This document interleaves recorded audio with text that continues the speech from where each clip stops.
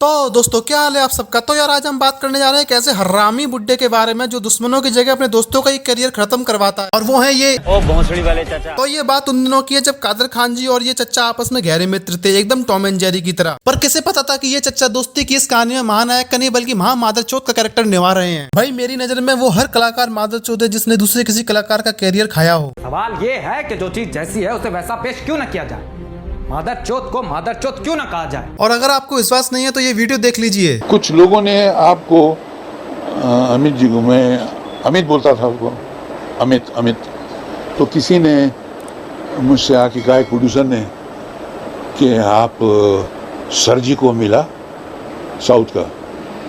बोला कौन सर जी यार? हाँ, आपको सर जी नहीं मालूम? अरे that tall man. Amit ji आ रहे थे वहाँ से। मैंने कहा यार वो तो अमित है, सर जी कब से हो गया?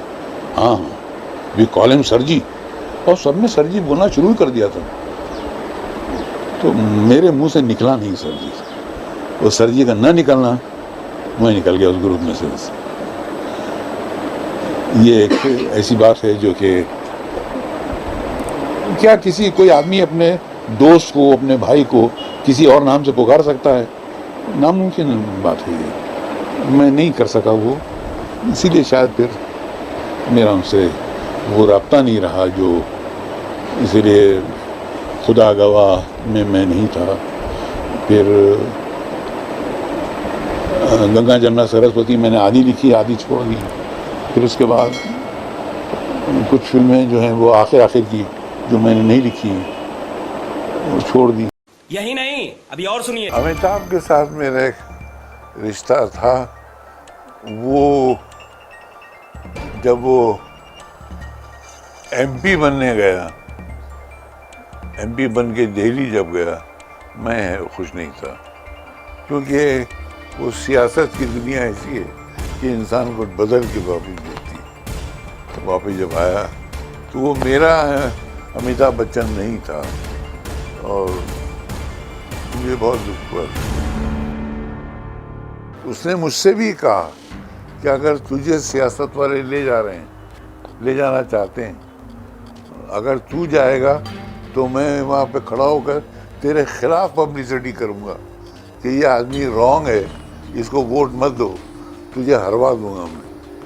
तो मुझे तो हरवा देगा तू, मगर खुद से तू एमपी बनकर आया। वो एमपी बनने के बाद वो चेंज हो गया सर। मतलब सक्सेस का भूत इन चाचा के सर पर इस कदर सवार था कि ये चाहते ही नहीं थे कि इनका दोस्त इनको इनके नाम से पुकारे, और सिर्फ कादर खान जी के द्वारा सर जी ना कहने पर उनका पूरा कैरियर खत्म हो जाता है। ऐसे दोस्तों से अच्छा तो दुश्मन पालना ही बेहतर है। अब ये बात तो रही दोस्ती की, इन्होंने बाकी रिश्ते भी निभाने में कोई कसर नहीं छोड़ी है। सक्सेस में जिस आदमी को सक्सेस मिले उसके दो बाप हो जाते हैं। एक बाप वो जो पैदा करता है, और एक बाप वो जो पैसा कमाना सिखाता है। तो पैदा करने वाला बाप तो बच्चन साहब हैं ही, और मैं एक बाप बैठा हूँ जिसने कमाना सिखाया, अपने साथ में रख के, घर में रख के पिक्चरें दिलाई, पिक्चरों में काम दिया। बहुत इज्जत करता है अमित मेरी। बैठा होगा, पीछे से मेरी आवाज़ सुनेगा, खड़ा हो जाएगा। लेकिन आखिरी में मुझे इतना फील हुआ जबकि मेरा बाईपास हुआ, ओपन हार्ट सर्जरी, तो उसके एक दो हफ्ता पहले इनके फादर जो थे बच्चन साहब, वो गिर गए थे। तो मैं उन्हें देखने के लिए अमित के घर गया। एक कर्टसी कि मालूम हुआ कि कोई गिर गए, ज़ईफ़ आदमी है।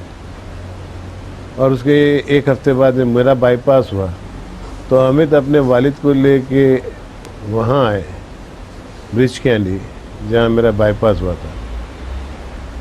लेकिन अमित ने वहाँ ये दिखा दिया कि असली बाप असली होता है और नकली बाप नकली होता है। पैसा सिखाने वाला बाप क्या है? जो कि बाप जिसने पैदा किया है। उसने आके मुझे हॉस्पिटल में विश भी नहीं किया और मुझसे मिलने भी नहीं आया। एक गेट वेल सून का कार्ड भी नहीं भेजा, एक छोटा सा फूल भी नहीं भेजा, ये जानते हुए कि भाईजान भी इसी हॉस्पिटल में है। तो मेरे साथ में तो कर लिया, मैं बाप ही हूँ उसका, मैंने माफ़ कर दिया। देख लिया ना आपने, वहाँ तो बात दोस्ती की थी और यहाँ तो ये महमूद जी से मुंह बोला रिश्ता भी नहीं निभा पाए। और खबर ये भी है कि एक दिन किसी पार्टी में इन्होंने अमृता सिंह को किस भी कर लिया था। तो हुआ ये था कि उस पार्टी में अमृता सिंह और डैनी एक साथ डांस कर रहे थे और ये सब देखकर इनकी गांड में बहुत तेज आग लग जाती है। इसकी वजह से ये वहां पहुंचते हैं और डैनी को धक्का मार देते हैं और अमृता सिंह को सबके बीच बहुत जोरदार किस कर लेते हैं। इतना बड़ा सुपरस्टार होकर भी इतनी जलन आखिर क्यों भाई, क्यों? और ये बुड्ढा कभी भी अपने आप को बुड्ढा समझता ही नहीं है।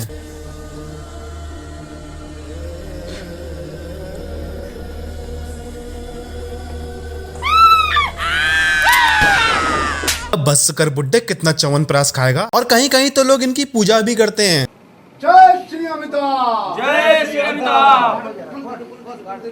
कुछ दिनों बाद हो सकता है कि ये पूजा दूसरा रूप भी ले ले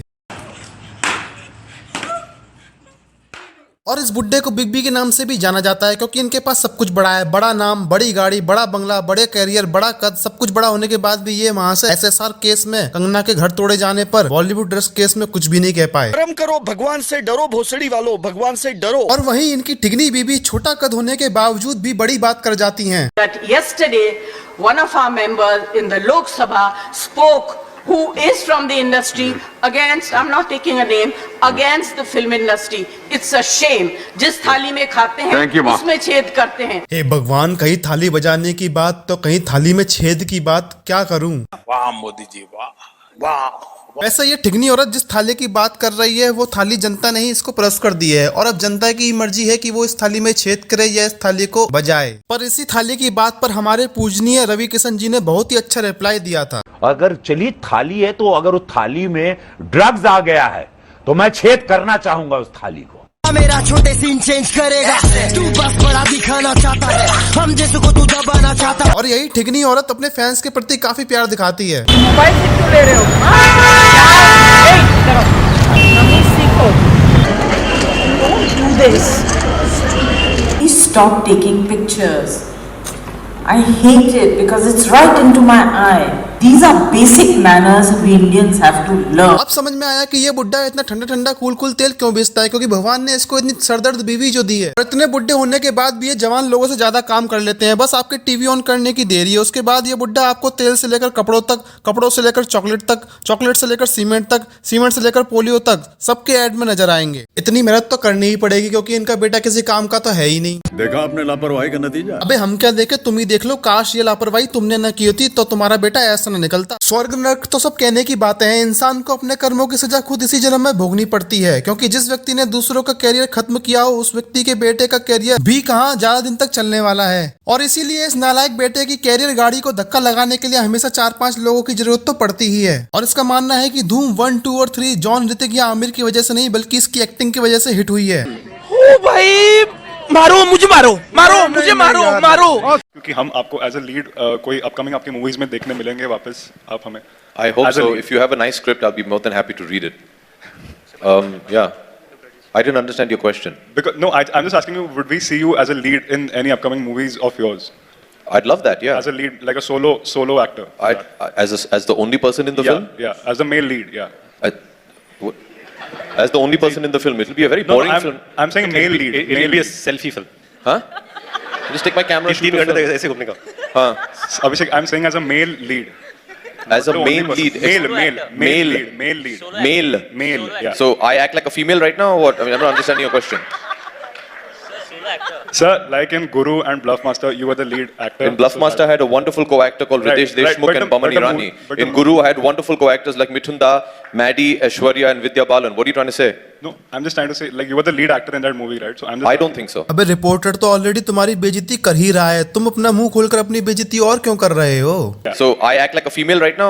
So I act like a female right now. देखा भोसड़ी वालों, मेरी कोरोना वाली कॉलर ट्यून हटाने का नतीजा। अब चाचे हम क्या देखें, आप ही देख लो। इस देश की जनता कोरोना झेल सकती है पर आपकी आवाज को बिल्कुल भी नहीं झेल सकती है। और हाँ, कोरोना की बात से याद आया कि जब चचे को कोरोना हुआ था उस टाइम कुछ लोगों ने चचे के मरने की नकली खबर वायरल कर दी थी। मर गया मादर चोट, ला ला ला ला ला। तो सोचो किस कदर नफरत है लोगों के दिलों में चचे के लिए। वैसे मैं भी बिग बी की काफी इज्जत करता था, बीते हुए कुछ समय से ये इज्जत कम होती जा रही है। तो यार अगर वीडियो पसंद आया हो तो लाइक करो, शेयर करो और चैनल को सब्सक्राइब करो। और सब्सक्राइब के बगल में जो दिख रहा है उसे चचे का घंटा समझकर बजा देना। मिलते हैं अगली वीडियो में, तब तक के लिए बाय बाय।